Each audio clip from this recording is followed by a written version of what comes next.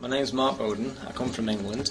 I moved over to Holland in August when I married a Dutch girl. Her name's Conley. She lived in England for a year, so we got to know each other and eventually wanted to come back and be with the family, so here we are. I was raised in a very, very poor home. I was raised by alcoholic parents.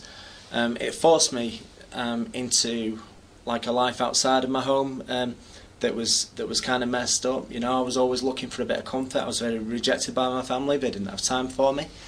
So I kind of got together with a group of guys, and we started to burgle houses and shops and all that sort of stuff, and we got into like buying and selling stolen goods.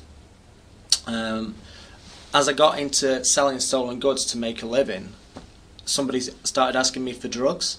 So I went to somebody who I knew and asked them to get me the drugs so I could supply the people who wanted them.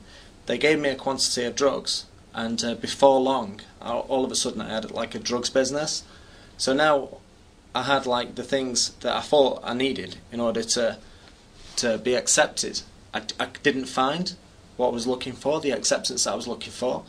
So I started to drink heavily and I started to use drugs heavily, and before long I was very out of control. The drugs were making me very paranoid. I used to fight, use hammers and beat people with hammers. I carried a gun at the age of 17 years old. I always had a knife on me, and I would fight and use weapons regular. I was doing it all to create an image around me that people would be afraid of. I got into an argument with a friend of mine, and I kind of felt really insulted that even my friends would start to dare to stand up to me. You see, I'd let myself sink very low because of the drugs. I'd lost control. I'd lost all self-respect. I was a mess. I was overdosing in the street, and police were just all of the time around me, you know. And this friend of mine, he got aggressive with me, and I snapped, and I pulled a knife out of my pocket, and I put it to his neck, and I cut his throat. And I went to prison for 5 years for attempted murder. He survived.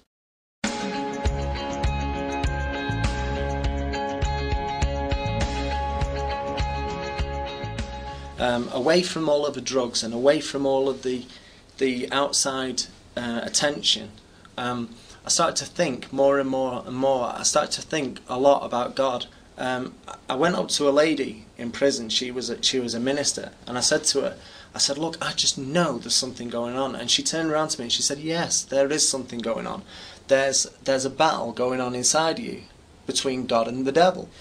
And I would ask God, I would say, "God, I need you to show me what this is. It's inside of me. I need you to show me." One night I walked behind my prison door, and I said to my friend, I said, "Ricky, why is it we're always talking about change, but change never comes?" This friend of mine had been in 5 prisons whilst I'd been on my sentence. I said to him, "Why is it we're always talking about change? Change never comes." And he looked at me and he said, "Well, you know, Mark, one day," and all of a sudden I realised one day would never come. And I looked at him and I thought, it can't be one day, it has to be right now.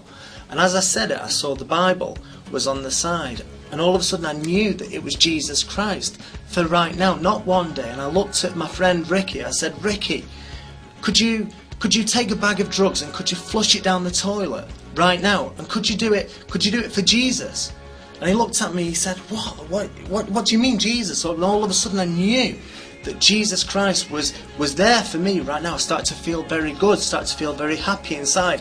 I turned around to God and I said, "Yes, Lord, I tell you, God, I only want what you want now for the rest of my life." And as soon as I said it, the presence of God came upon me. It felt like a wind being poured out through me, like this incredible power.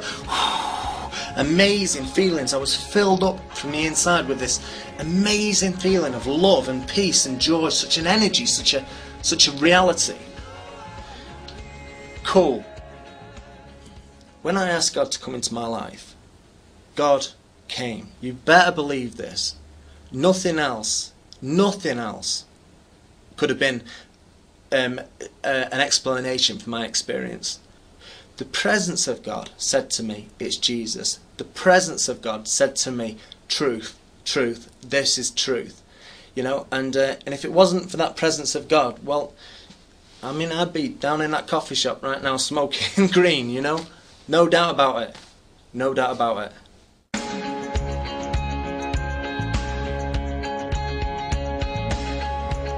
So you've got this guy, okay, he's notorious even in the prison system. He's a bit of an untamed beast, you know? And then all of a sudden, one day I walk out of my door and I've got this huge smile on my face and I'm filled with this amazing peace. A prison officer said to me, he said, "Man, what's happened to you? Have you found God?" You know, these guys, they must see it all of the time or something, I don't know, but you know, and I was like, yeah, I found Jesus, you know. And so I went out into the prison population, into general population. And because I was a very well-known guy as well, I started to preach in the prison. And I used to hold Bible studies in my cell each night. And people used to come and they'd be scared to be seen. And they'd come into my cell and shut the door and tell me, "Well, Mark, you know, what have you got? I really want it. And will you pray for me?" So I would pray for people and lead people to Jesus and that kind of thing. It was cool. I was known all over the prison as the preacher.